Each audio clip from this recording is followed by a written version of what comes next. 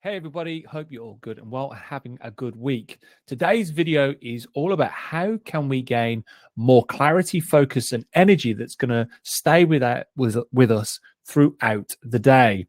Now, I know a lot of people's mornings can be high with stress, a lot of overwhelm, a lot going on, particularly if you are looking to get out the house early in the morning to work. Also, if you've got a house with young children in, trying to get them ready. As I said, mornings can be high stress, a lot of overwhelm, a lot going on. Now, there are certain things that we can do in the mornings that is going to alleviate this. They're going to support us better.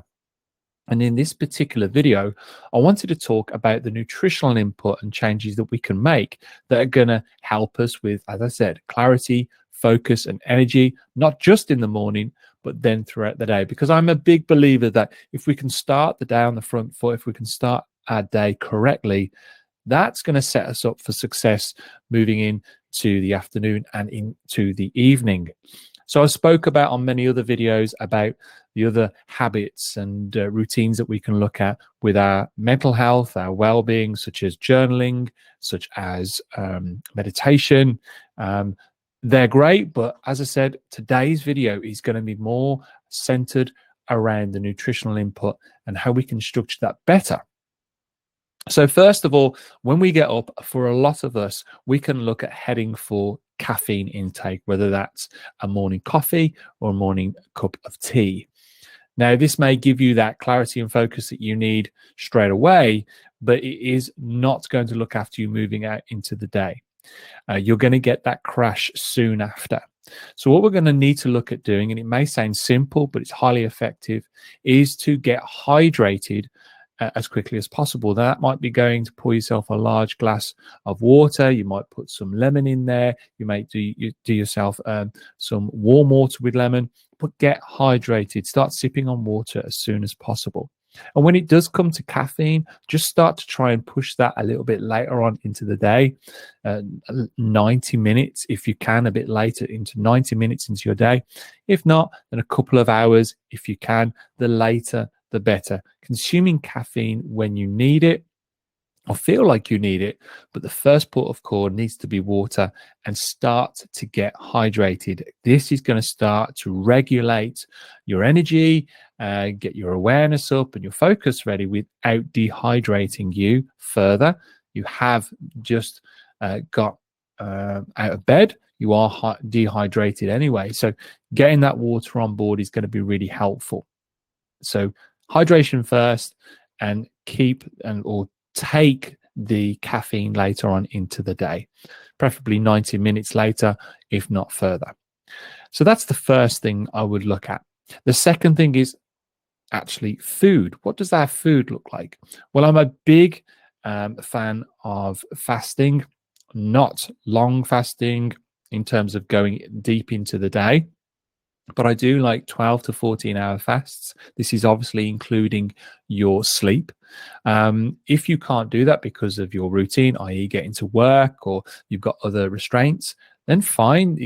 Your breakfast could be that first thing you need to do upon awakening. If not, I would try wherever possible to set it back a little bit later. As I said, trying to create a 12 to 14-hour fast from your last meal that prior evening, that day before. And this is going to help just with monitoring your and keeping your insulin levels nice and consistent. And then when we are looking at bringing in food, we're looking at proteins and fats and green veg, okay? Dark leafy green veg, if possible. Now, there are many different options. You may think that's quite restrictive. If you want more ideas around what this looks like in terms of your protein and fat-based breakfast, then let me know with a comment. I'll be able to get some options over to you.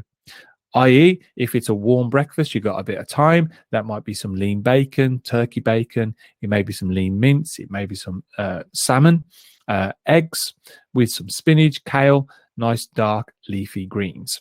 If it isn't a cooked breakfast, then it may be something like a Greek yogurt, mixed berries, peanut butter, and you may add some whey protein in there, plant-based protein in there as well. Okay, but we do really want to keep our breakfast protein and fats with as much coloring as we possibly can.